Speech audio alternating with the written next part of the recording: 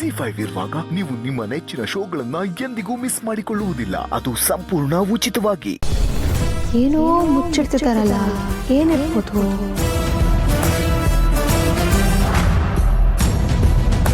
ಅದಕ್ಕೆ ಹೋದ್ರು. ಈಗ ಹೇಳು, ಏನಂದೆ?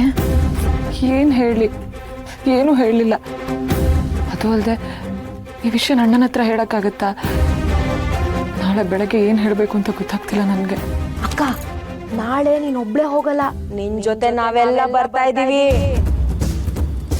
ಅಕ್ಕ, ನೀನ್ ಭಯ ಪಡಬೇಡ. ಇಷ್ಟೊತ್ತು ಭಯ ಇತ್ತು, ಈಗ ನೀವು ಹೇಳಿದ್ರಲ್ಲ, ಸ್ವಲ್ಪ ಧೈರ್ಯ ಬಂತು. ಬರ್ಬೇಕು, ಬರ್ಲೇಬೇಕು. ಯಾಕೇಳು? ನಿನ್ ಜೊತೆ ಬರ್ತಾ ಇರೋದು ಶಿವಣ್ಣಂಗಿರು. ಮಾತು ಅಂದ್ರೆ ಮಾತು, ನಿಂದೆ ಮಾತು.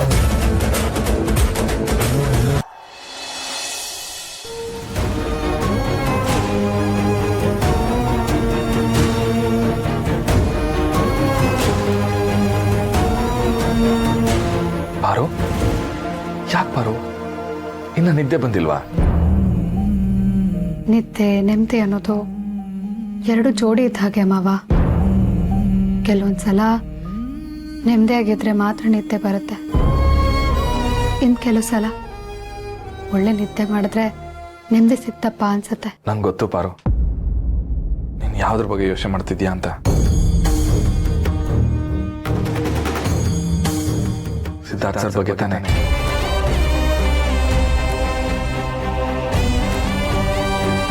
ಅಯ್ಯೋ ಏನಪ್ಪ ಇವನು, ಎಲ್ಲ ಗೊತ್ತಿದ್ರು ಸುಮ್ಕೆ ಅವನೇ ಅಂತ ಅನ್ಕತಿದ್ಯಾ?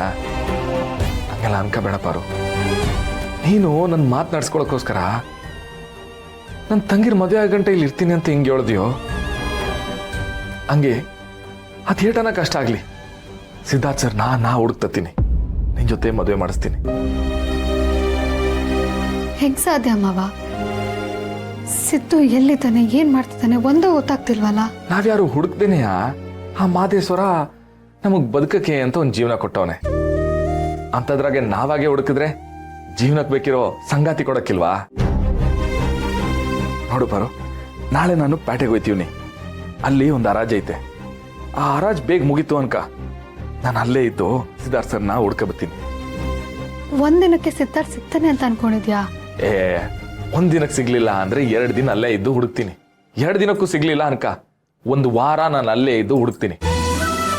ಒಟ್ನಲ್ಲಿ ಸಿದ್ಧಾರ್ಥ ಸರ್ ಸಿಗ್ಬೇಕು ಆಟೆ. ನಾನು ಕೊಟ್ಟ ಮಾತನ್ನ ಯಾವತ್ತೂ ಮರೆಯಕ್ಕಿಲ್ಲ. ಅದೇಟನ ಕಷ್ಟ ಆಗ್ಲಿ, ಸಿದ್ಧಾರ್ಥ ಸರ್ನ ನಾನು ಹುಡುಕ್ತೀನಿ, ನಿನ್ ಜೊತೆ ಮದುವೆ ಮಾಡೇ ಮಾಡಿಸ್ತೀನಿ.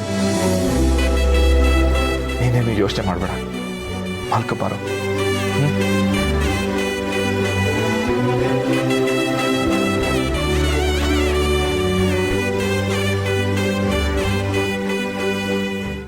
ZEE5 ಆಪ್ ಡೌನ್ಲೋಡ್ ಮಾಡಿ ಎಲ್ಲಾ ಸಂಚಿಕೆಗಳನ್ನು ಸಂಪೂರ್ಣ ಉಚಿತವಾಗಿ ನೋಡಿ.